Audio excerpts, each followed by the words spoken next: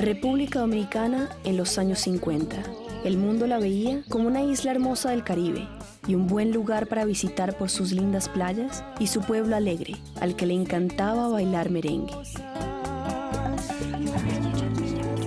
La realidad era bien distinta. El pueblo de la isla vivía aterrorizado con constante temor de perder la vida. Los grupos se reunían secretamente para hablar en voz baja de su oposición al régimen, evitando los oídos y ojos de la policía secreta del dictador. El dictador era Rafael Leónidas Trujillo, el peor tirano que ha conocido Latinoamérica, o quizás el mundo. Sus abusos, incluyendo la tortura y el asesinato, se habían agudizado a tal punto que nadie se atrevía a oponérsele.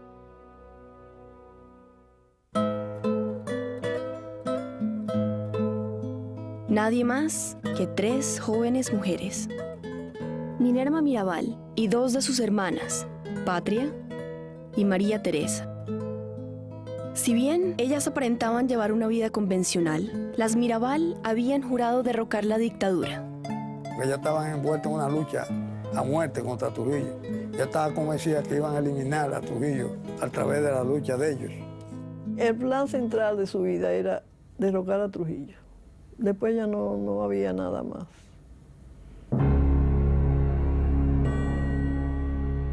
Los esposos de Patria, Minerva y María Teresa, apoyaban su causa y habían sido encarcelados por el régimen.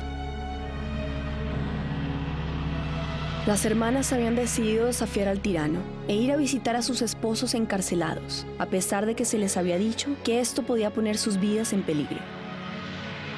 Eso era un secreto a voces, por eso se lo decían, mira, la van a matar, no salgan, no vayan. Hasta un familiar de Trujillo las llegó a prevenir. Hay el plan, todo el mundo lo sabía. Y ellas decían que tenían que cumplir con su deber. Y lo único que tienen ellos es nuestra visita. Nosotros no podemos dejar de ir a verlos.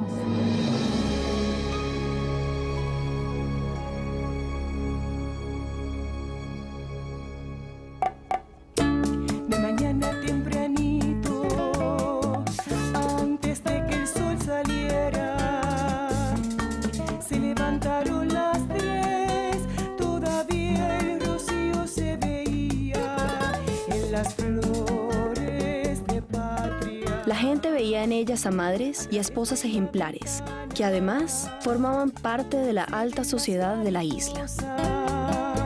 Moviendo ya sus alitas para volar a sus amores. Pero Patria, Minerva y María Teresa, bajo el nombre secreto de mariposas, estaban envueltas en una conspiración contra Trujillo.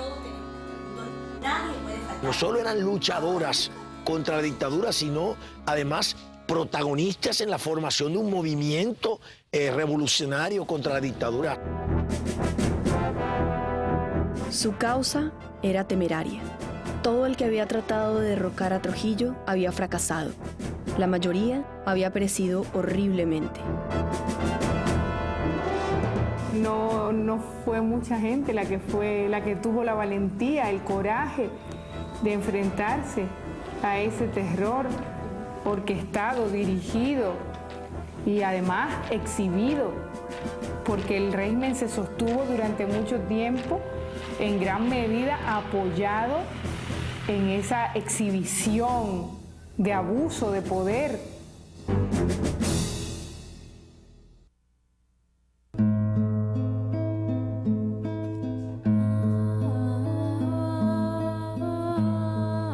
Patria, la mayor de las hermanas Mirabal, tenía 6 años cuando Trujillo llegó al poder en 1930.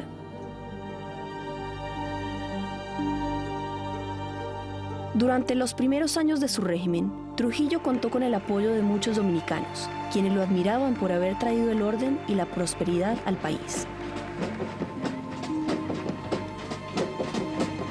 Además, era respaldado por Estados Unidos, que apoyaba a la gran mayoría de las dictaduras latinoamericanas, bajo la premisa de que éstas servían de baluarte contra el comunismo, además de proteger sus intereses comerciales en la zona. Seguiría a caballo, eso sí cualquier era. Seguiría a caballo, dedicó a la comisión. Ella muy orgullosa, por su la expresión, ahora que siguen... Sin embargo, a mediados de los años 40, en momentos en que el mundo occidental celebraba la derrota de Adolf Hitler y el triunfo de la democracia, el régimen de Trujillo comenzó a tornarse cada vez más abusivo. Centrado amor por la madre patria y la tradición. Era un ambiente completamente de miedo, yo te diría de terror.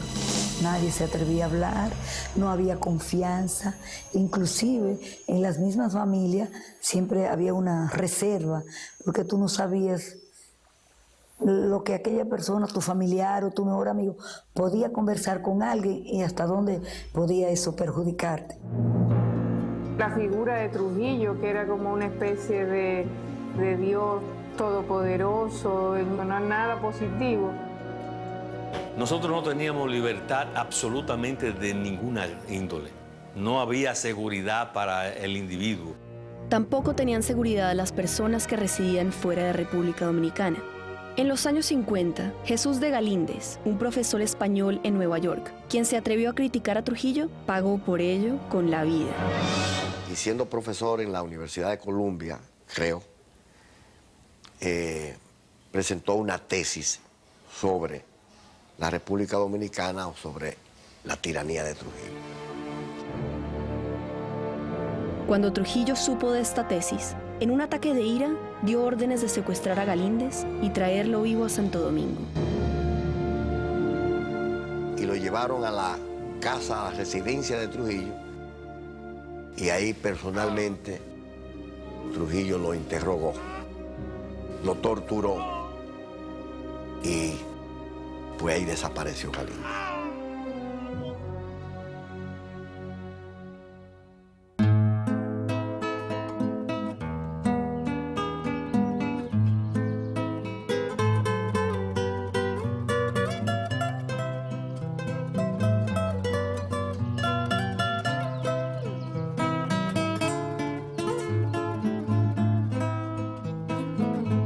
La finca de los Mirabal en el poblado de Ojo de Agua, cerca de la ciudad de Salcedo, era bella y próspera y había estado en la familia por generaciones.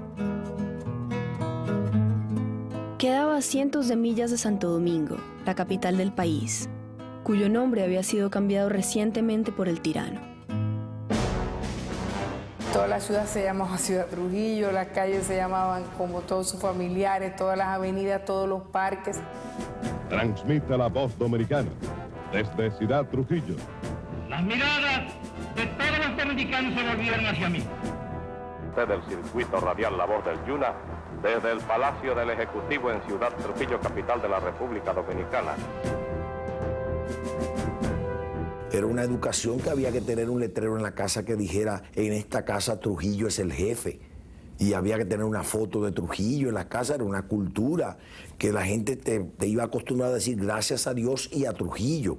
Las casas donde no había eso eran consideradas de personas no afectas al régimen.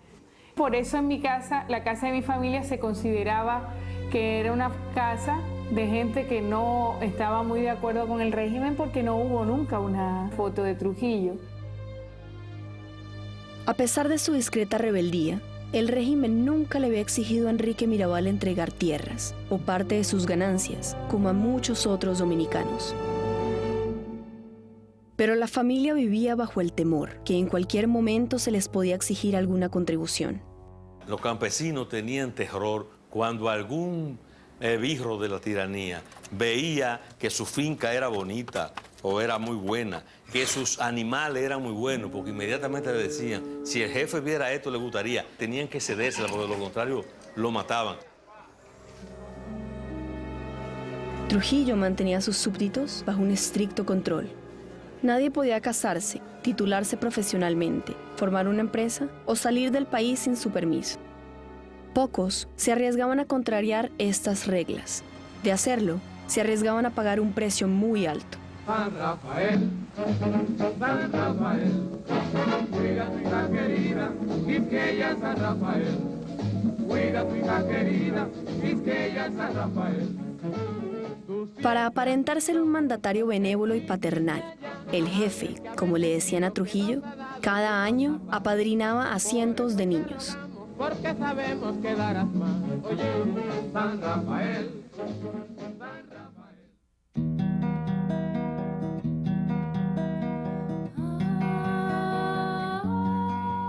De las 4 hermanas, Minerva era la más vivaz y extrovertida.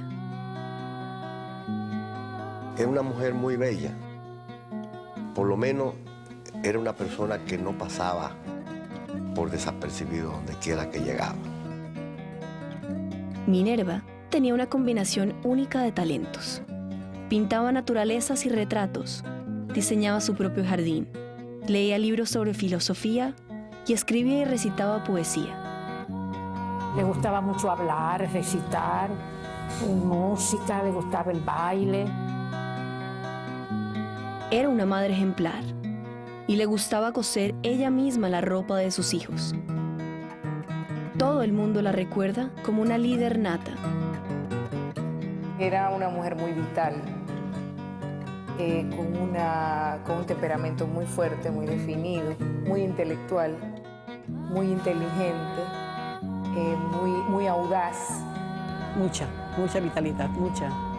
Y todo el mundo la quería, porque es que era muy agradable en su manera de ser, en el trato, en todo. Y muy piadosa, ¿eh? Era una gran cristiana también. Patria tenía un temperamento cálido y cariñoso. De las hermanas, ella era la más hogareña y religiosa. Como Minerva, cosía, pintaba y plantaba jardines que eran la admiración de todas las fincas vecinas.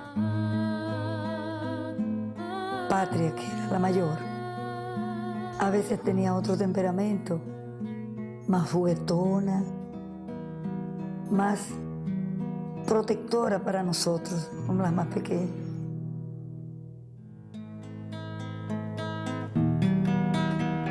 María Teresa nació 8 años después de Minerva y era la niña mimada de la familia. Creció escuchando las historias de horror sobre el régimen, sobre todo de su hermana mayor. Al llegar a la universidad, comenzó a seguirle los pasos a Minerva.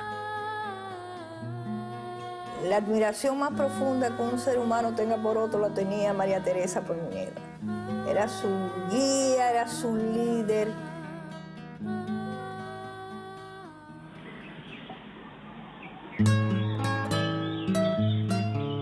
Dedé es la única sobreviviente de las hermanas Mirabal.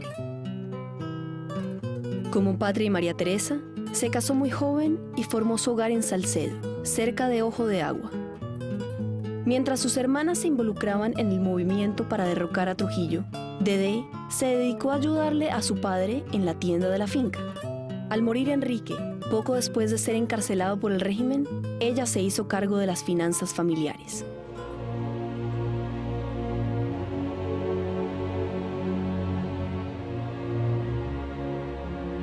Si bien Enrique y Chea Mirabal se habían escapado de las exigencias comerciales del régimen, temían por algo aún más importante: sus hijas. Trujillo les exigía a sus súbditos estar dispuestos a entregar a sus hijas antes del matrimonio.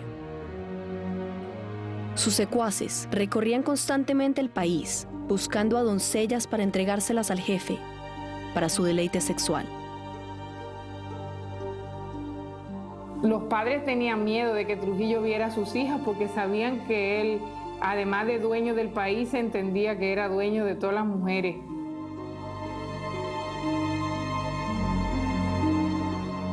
Si no se la llevaban, probablemente perdían la vida.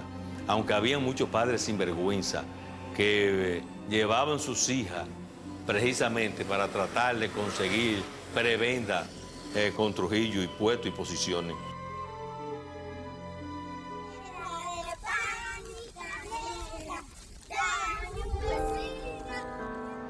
Las Mirabal comenzaron su educación en una escuela primaria cerca de Ojo de Agua.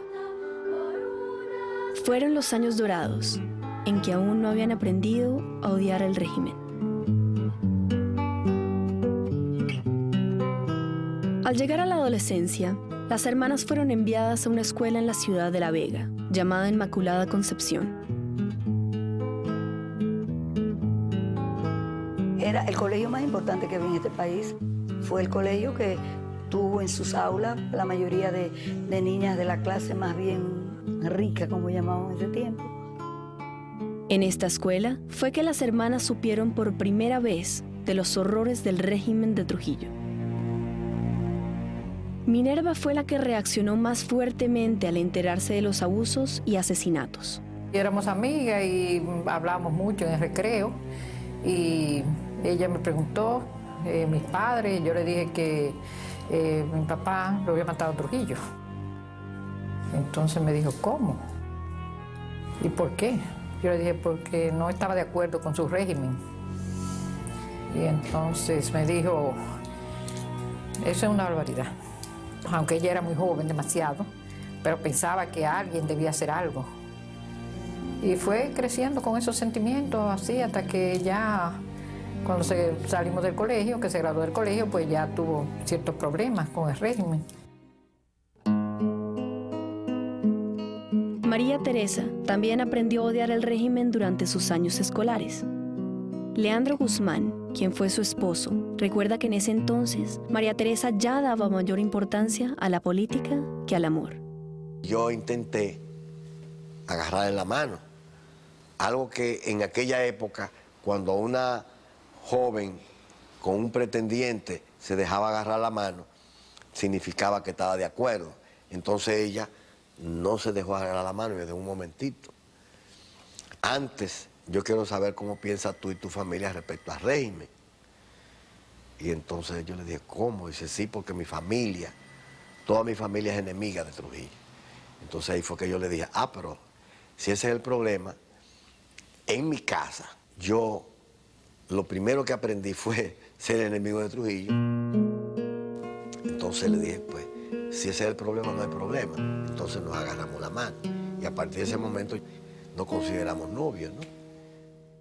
El temperamento cariñoso y protector de Patria no fue un impedimento para que ella también se rebelara contra el gobierno.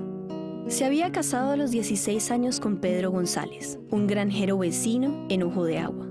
Cuando Minerva y María Teresa comenzaron a rebelarse contra la dictadura, ella ya tenía 3 hijos. Sin embargo, no dudó en unirse al movimiento para derrocar a Trujillo. Se veía como ya casada de muchos años con nosotros que estábamos pequeños, como que no estaba en eso, pero ella apoyaba en todo y servía de mensajera, de llevar el mensaje, porque andaba como que pasaba, como te digo, desapercibida, ¿no? Pero ella formaba parte también de todo ese gran complot, ¿no? Por una ironía del destino, la belleza y singular personalidad de Minerva pronto le llamaron la atención al hombre a quien más odiaba en el mundo. El dictador la conoció primero en una fiesta para la alta sociedad de Salcedo. Trujillo se sintió tan atraído por ella que pocos meses después organizó otra fiesta.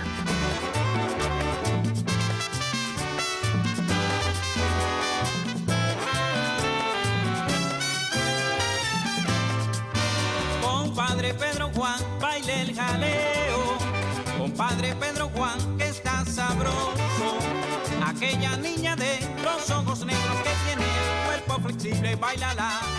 Cuando llegamos allá, era en Villa Borinca, un palacete que tenía Trujillo ahí. A mí me comenzó a dar mala espina. Cuando a nosotros entrar, ya habían entrado muchos, y nos dijeron, don Manuel Moya Alonso, dijo, este es el puesto de ustedes.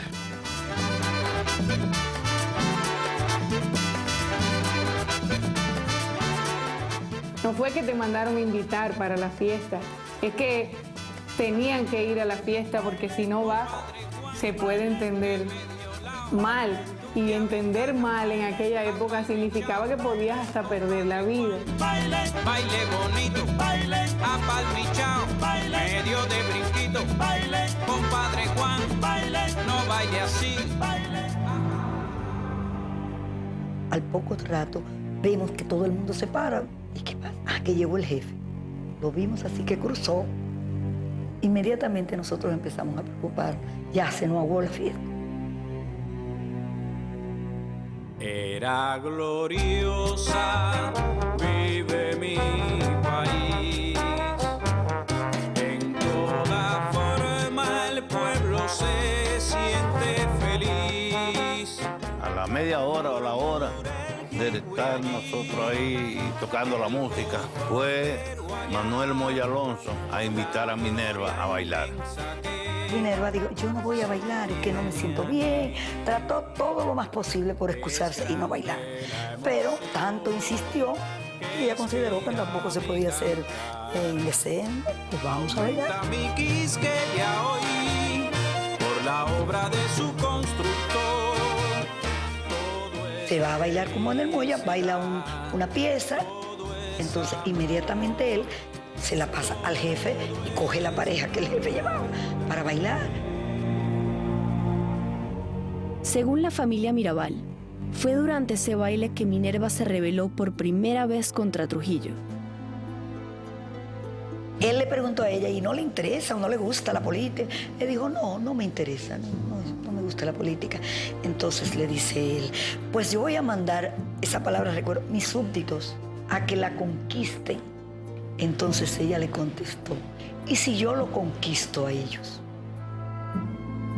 La versión más socorrida que la gente más dice es que Trujillo la invitó a bailar y que ella en el medio del baile le dio un bofetón a Trujillo porque él se propasó con ella.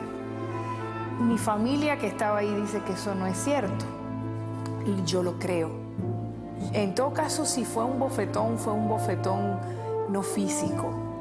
O sea, fue verdad una bofetada de dignidad. Hoy disfrutamos nuestra gratitud, brindándole leal sinceridad, para que el gesto de su proceder viva como una eternidad.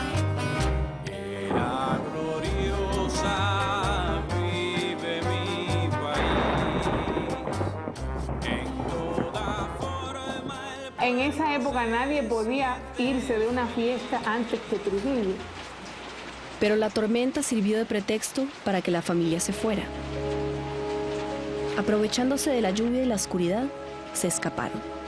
Se puso rabioso cuando se dio cuenta que ellos se habían ido y mandó a que los persiguieran, a que los agarraran y los devolvieran, pero no lo lograron hacer. La partida de los Mirabal de la fiesta fue considerado por Trujillo como un acto de rebeldía. A la mañana siguiente, mandó tomar preso a Enrique Mirabal. También mandaron a buscar a mi mamá y a mi abuela y las tuvieron detenidas en un hotel aquí en la capital casi durante 2 meses. Dice la gente que Trujillo no le perdonó ese desplante, pero porque era un hombre orgulloso, todas las mujeres que se antojaba la conseguía, la conquistaba. Aunque Enrique Mirabal fue puesto en libertad al poco tiempo, nunca recuperó su salud. Pero el acontecimiento postergó el sueño de Minerva de estudiar Derecho en la universidad. Sus padres estaban tan atemorizados de que se metiera en la política que no la dejaron matricularse. Mi padre no la dejó ir, ni mi madre, sobre todo mi madre, porque mi madre conocía el temperamento. Minerva, y ella lloraba, ella se desesperaba, pero mi mamá decía, ay no, mi hija, yo sé que te van a matar, mi hija. Mi madre tenía como como dicen, un radar, como que presentía las cosas. 6 años más tarde, sus padres accedieron y la dejaron matricularse. Tristemente, su padre no llegó a verla completar sus estudios. Minerva se graduó con lo que se dijo había sido una de las tesis más brillantes jamás presentadas por un estudiante de Derecho dominicano y recibió su título summa cum laude. Pero Trujillo no había olvidado aquel insulto suyo. En su diploma omitieron los honores que le correspondían y cuando pidió permiso para ejercer su profesión, se lo negaron. En 1955, mientras aún se encontraba estudiando Derecho, Minerva conoció a Manolo Tavares, su futuro esposo. Cuando ella conoció a Manolo, realmente se identificaron inmediatamente. Él tenía las mismas ideas. Entonces se consolidó una idea ya con más raíces. Comenzaron ellos a hablar de eso, de sus sueños de libertad, de la lucha, de lo que había que hacer. Las 4 hermanas, incluyendo Dedé, se opusieron al régimen de Trujillo. Los esposos de Patria y María Teresa emprendieron la lucha junto a ellas. Pero fue el apoyo y compromiso de Manolo con sus mismos ideales lo que ayudó a transformar a Minerva en una líder revolucionaria.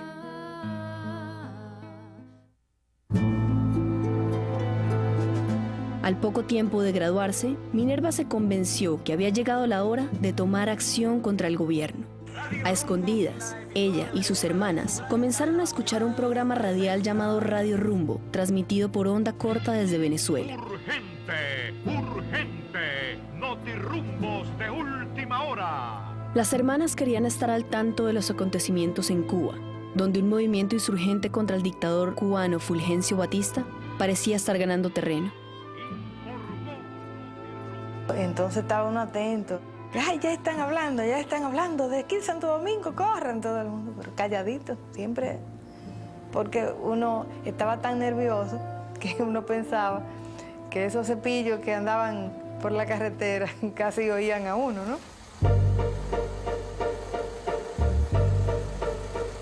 La policía secreta de Trujillo, llamada SIM, penetraba en cada rincón del país, incluyendo los hogares, donde muchas veces las domésticas servían de informantes. Se montaron en unos carritos muy especiales que eran los cepillos Volkswagen alemanes. Ya la gente lo identificaba y había un terror. Solamente el ruido de un Volkswagen ya creaba terror. Llegó a ser aterrador. Ese sonido constantemente ahí. Era muy al paso. Despacito, y cuando rodaban era sumamente despacio. Los carros del SIM estaban equipados de antenas especiales para interceptar señales radiales y se usaban para allanar las casas y llevarse a la gente en medio de la noche.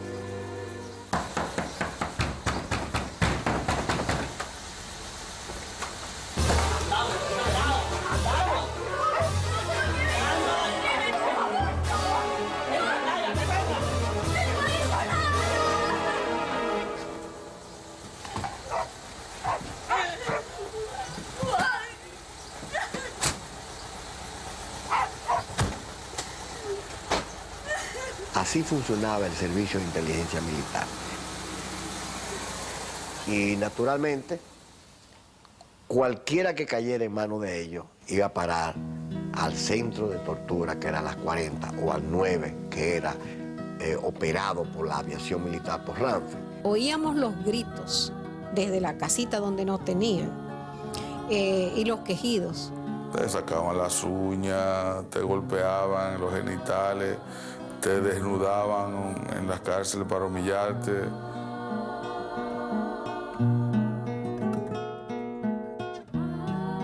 La silla eléctrica era, yo no sé si era un chasis que tenía una serie de conexiones eléctricas que se le aplicaban en distintas partes del cuerpo. Entonces cuando se le daba corriente, pues la persona recibía las descargas.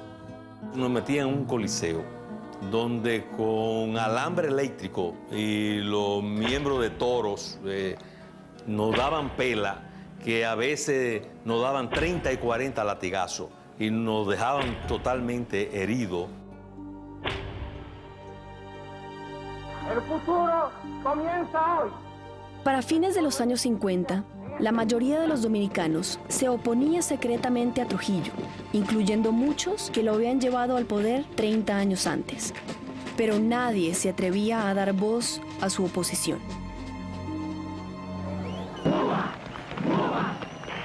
En enero de 1959, Radio Rumbo anunció que Fidel Castro había derrocado a Fulgencio Batista. Inspiradas por la victoria de Castro, Minerva y sus hermanas convocaron a un grupo de disidentes. Todos juraron luchar hasta derrocar la dictadura de Trujillo.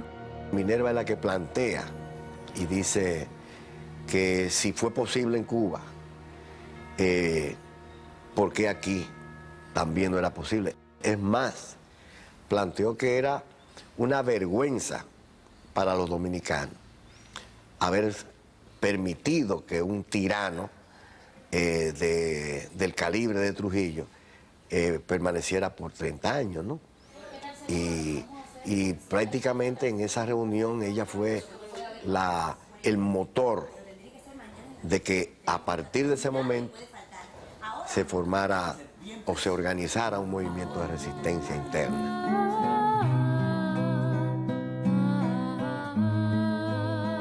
Mientras el movimiento atraía cada vez más a nuevos adeptos, las hermanas seguían guardando las apariencias de ser amas de casa convencionales.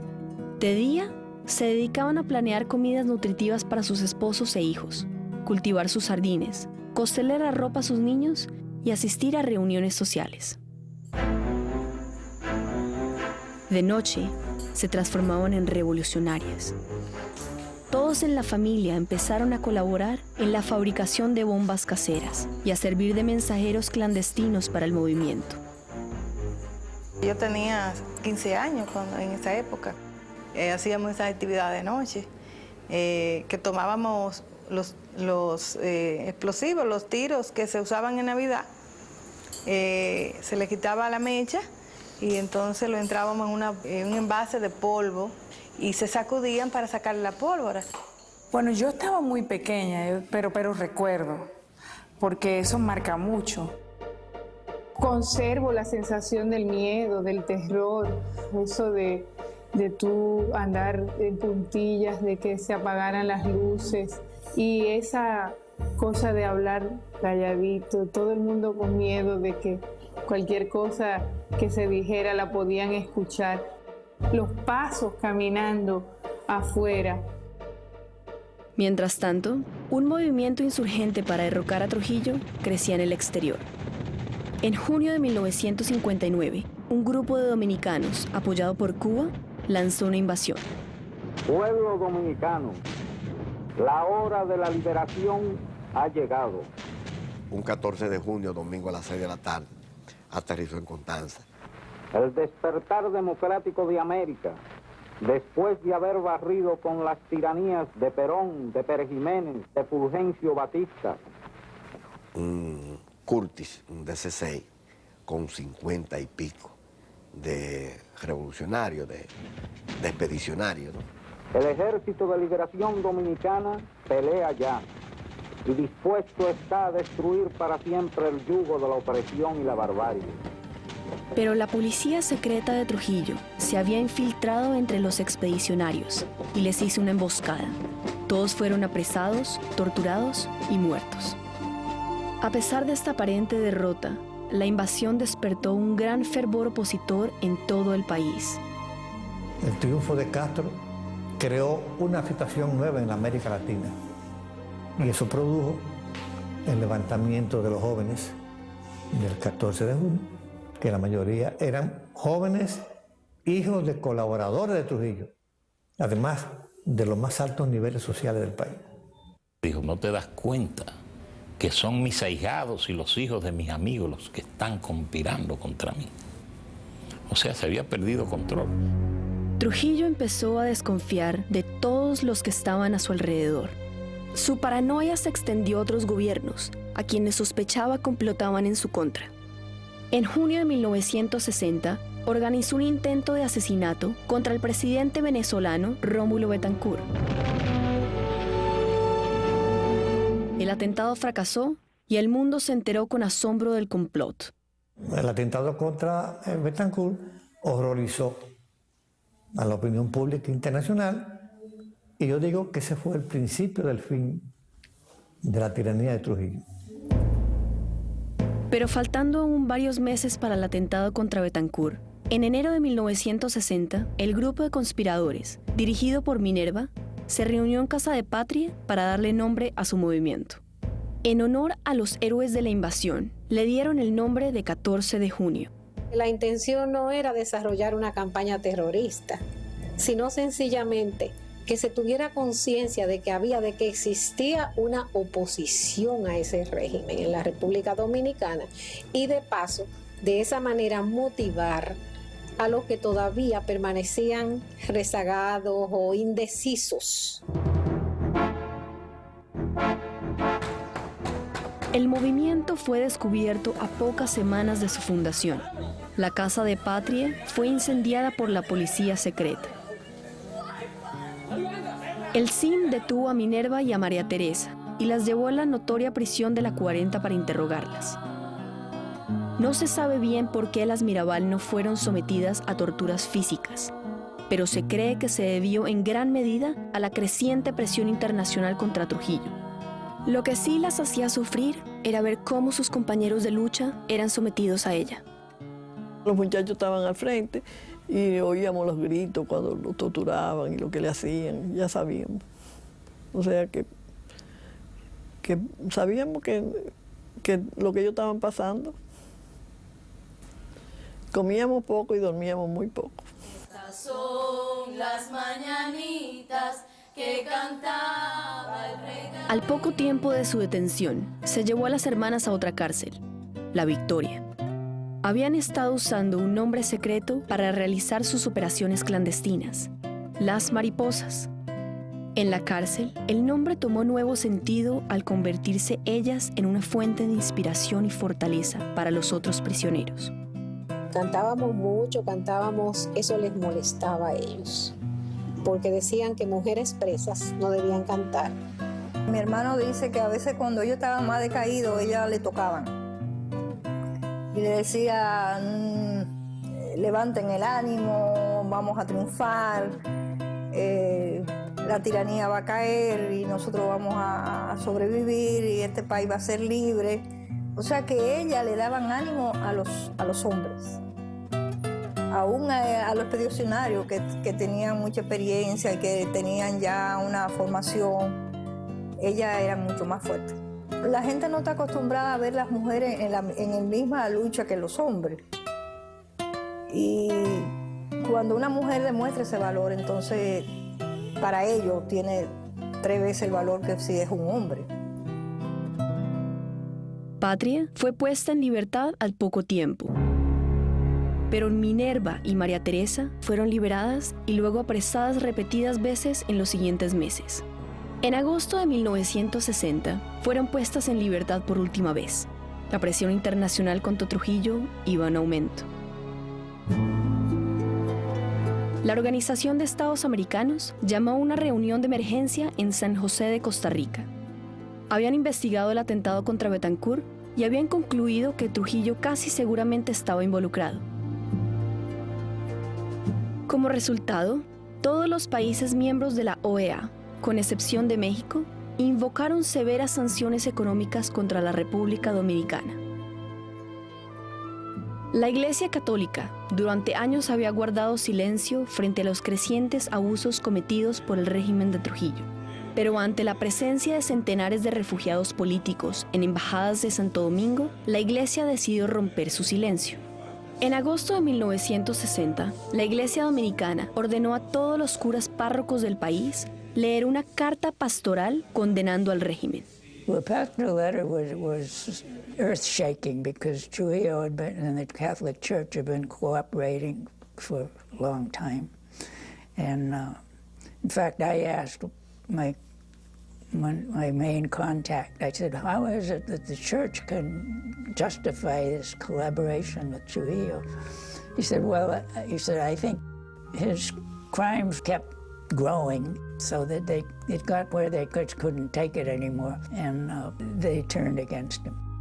Pues a mí me tocó leerla en la parroquia del Santo Cura de Ar y la gente pues la escuchó con mucho gusto y con mucho entusiasmo, con esperanza. Fue como un acto decisivo para que ya la copa se rebosara y la gente también como que ya estuviera dispuesta a cualquier cosa para salir de esa situación. Estados Unidos, que por muchos años había sido aliado de Trujillo, decidió quitarle el apoyo por considerar que su régimen se había transformado en una vergüenza. Además, el triunfo de Castro en Cuba ponía en duda el que Trujillo fuera un baluarte contra el comunismo. The prime concern in the U.S. government was that if something happened to Trujillo, we did not want a Castro-oriented government to take over So there was a lot of pressure on the U.S. government to do something about Trujillo. Mientras el mundo tuviera en sus miras a Santo Domingo, Trujillo estaba obligado a actuar con cautela, por lo menos por un tiempo. Los esposos de Minerva y María Teresa, Manolo y Leandro, habían sido apresados al mismo tiempo que ellas y se encontraban encarcelados en Santo Domingo.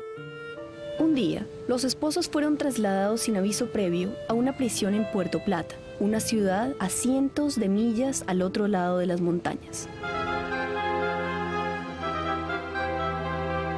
Poco después, las hermanas comenzaron a hacer el largo recorrido desde su casa en Salcedo a Puerto Plata, a visitar a sus esposos. Aunque Pedro, el esposo de Patria, había sido puesto en libertad, ella decidió acompañar a sus hermanas para darles apoyo. Su madre, Chea, estaba muy preocupada. Había escuchado rumores que Trujillo complotaba algo contra sus hijas.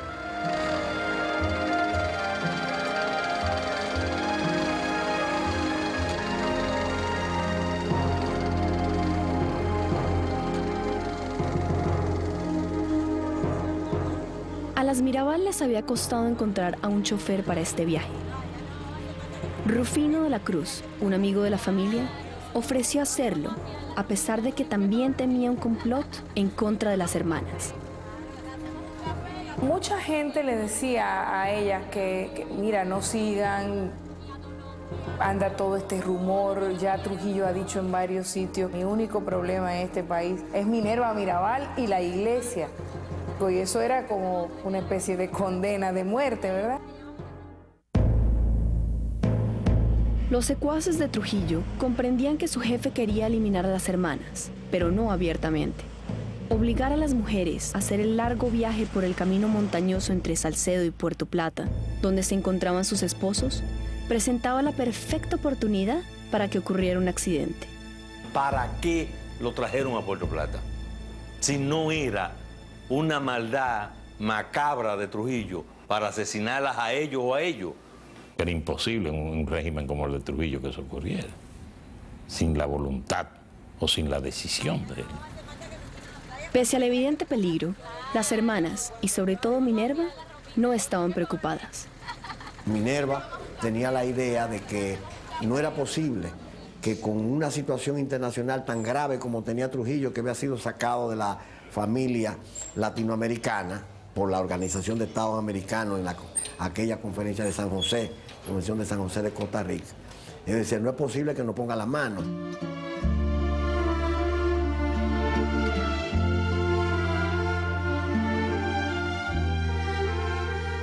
Sus correligionarios les daban apoyo ofreciéndoles un lugar donde descansar antes de visitar la prisión. Cuando ya llegaban ya muy optimistas, se ponían cómodas, pues se preparaban, almorzaban y se arreglaban muy bien para ir a visitar a sus esposos. Siempre me decían, no, hay que ponernos bien buena moza para llevarle un poco de alegría a los muchachos.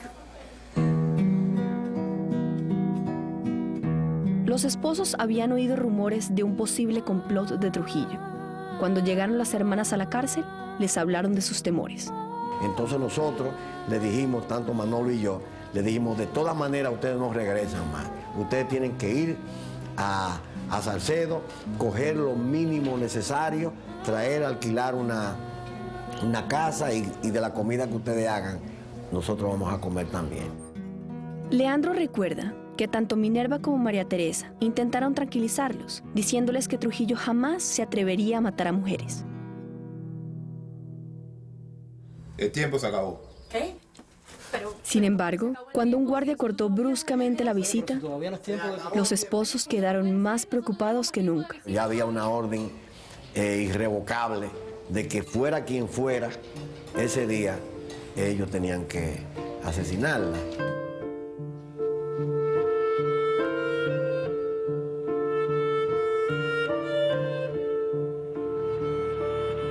Las hermanas partieron de regreso a Salcedo, luego de despedirse de don Chujo.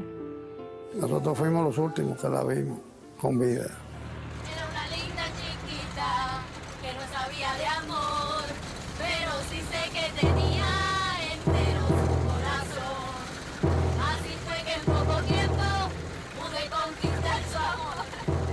A pocas millas de la ciudad, 5 hombres las estaban esperando. La estaban esperando en un lugar que se llama Marapicá, donde hay un puente y una curva. Ellos estaban detrás del puente, detrás de la curva.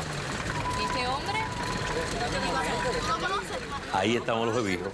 Ahí la intersectaron.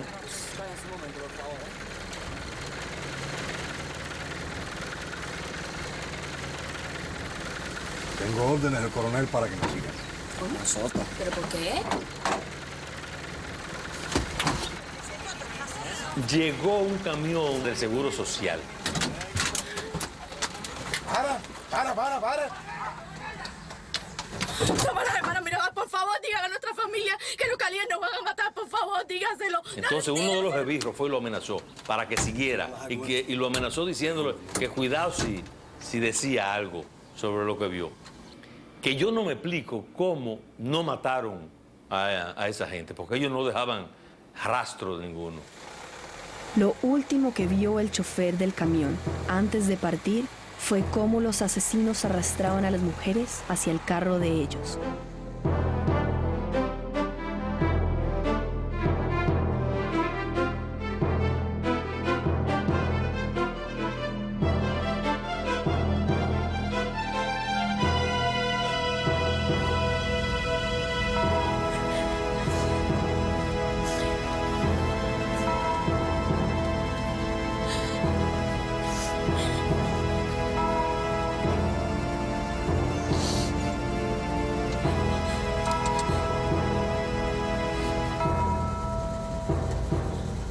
Que es una carretera muy estratégica para cometer un crimen. Ahí nadie podía ver, ni oír, ni nada de eso. Y cuando llegaron a un cañaveral, se detuvieron.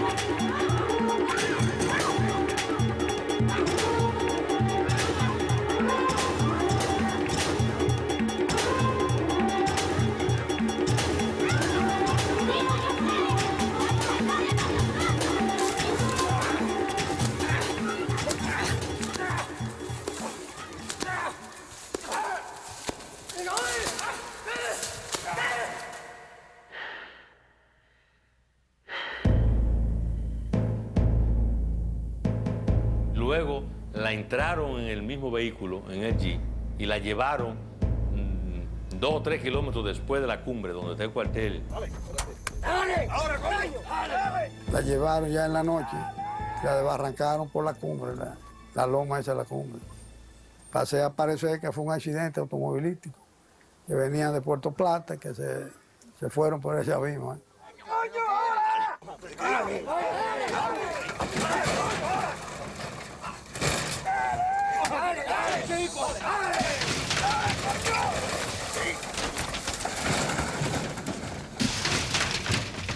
Cuando se oyó el ruido de que se inclinó el vehículo hacia derrumbe, mi papá me dice, Antonio, corre.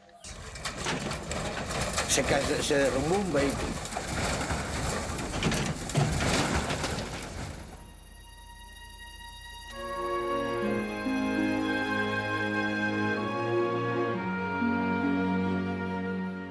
Bajamos por la mañanita, ya la tenían en la carretera, ya la habían sacado, la tenían así, toda en fila. La caña de sangre bajaba. Estaba como lloviznando y estaba lluvioso y bajaba el agua con la sangre. Ahí comenzamos a rezarle. Mi prima, cuando terminamos, la peinó.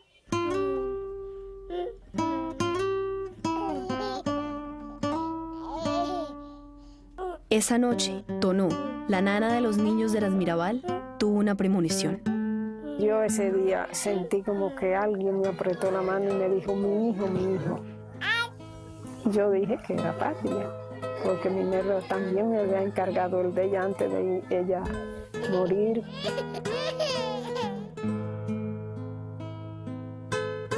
Y ella me decía que siempre que tenía confianza en mí, pero si a ella le pasaba algo, y como yo vivía con su mamá y el niño siempre estaba allá.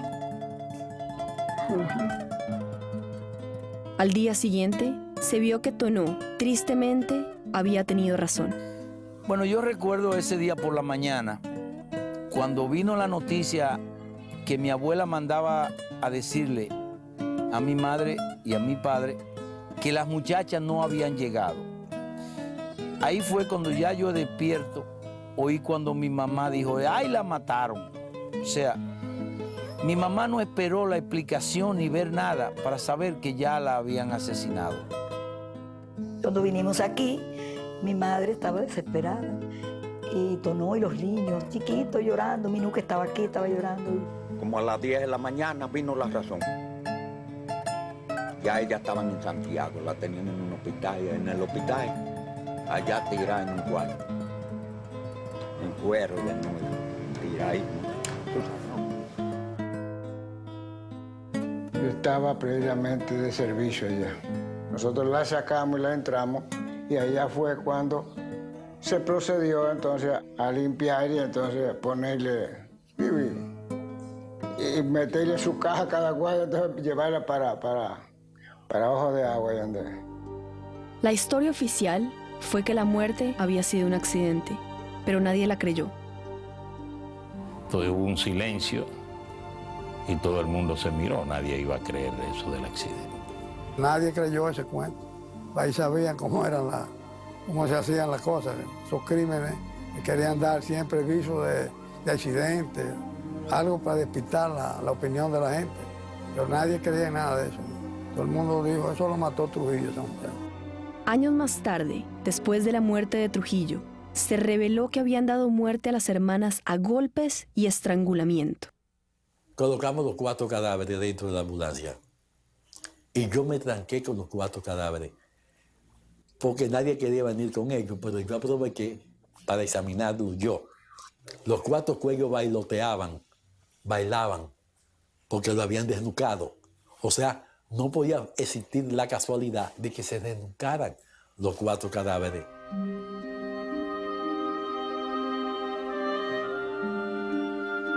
La familia sufrió un impacto devastador. No solo estaban muertas 3 hermanas, sino habían quedado 6 niños huérfanos de madre.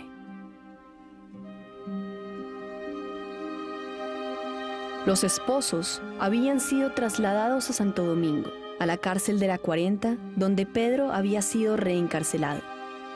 Ahí, un guardia les pasó un periódico. Comenzó a hablar de que nosotros éramos presos, que no teníamos ningún derecho, pero que iban a hacer una excepción. Cuando abrió el periódico, Manolo vio la noticia de mueren en accidente 3 hermanas y el chofer. Mira. Al comienzo, los esposos no creyeron la noticia. Solo al ser liberados, luego de la muerte de Trujillo y de regresar a sus hogares, pudieron aceptar que era verdad. Fue terrible, quizás de las cosas más terribles que uno ha vivido. Nada de lo que había pasado es igual a eso.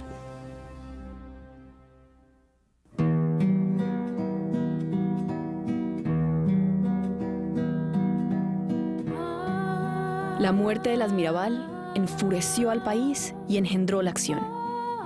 Al ser las 3 juntas, muchachas de muy buena familia, ricas, con una preparación académica, que ya había trascendido su lucha hacia todo el país, y al matar a las 3 juntas, eso indignó a este país. El asesinato de la hermana Mirabal determina que un grupo conspirador que estaba ya en gestación, dijeron, ya no se puede más. Este hombre está matando mujeres también. 6 meses más tarde, el 30 de mayo de 1961, mientras su chofer conducía a Trujillo a una visita con su amante del momento, le hicieron una emboscada y lo asesinaron a tiros. Entre sus atacantes estaban algunos que le habían ayudado a llegar al poder 30 años antes. Muchos de los colaboradores de Trujillo que participaron en la muerte de Trujillo también habían sido tocados por Trujillo en familiares de ellos. Los atacantes tenían pocas posibilidades de escapar. El CIM los halló, los torturó y dio muerte a todos menos a 2 de ellos. Los próximos años serían turbulentos para la República Dominicana. Llevaría tiempo ser realidad el sueño de las hermanas Mirabal, de darle libertad y tranquilidad a su hermoso país. Creo que ellas hicieron un gran aporte a la libertad del pueblo dominicano, que tienen que agradecerles eso. El país tiene que estar eternamente agradecido por el sacrificio de esa muchacha.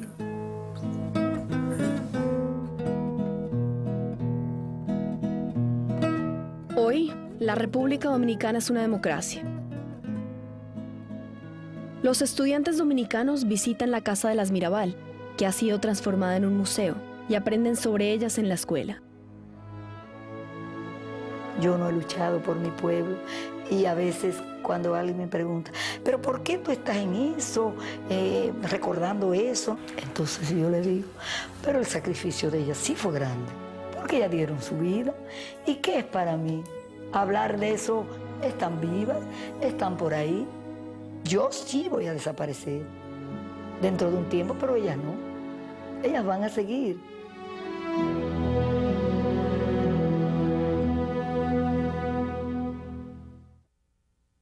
En honor a las Mirabal, las Naciones Unidas ha designado el día de su muerte, el 25 de noviembre, como el Día de la No Violencia contra la Mujer.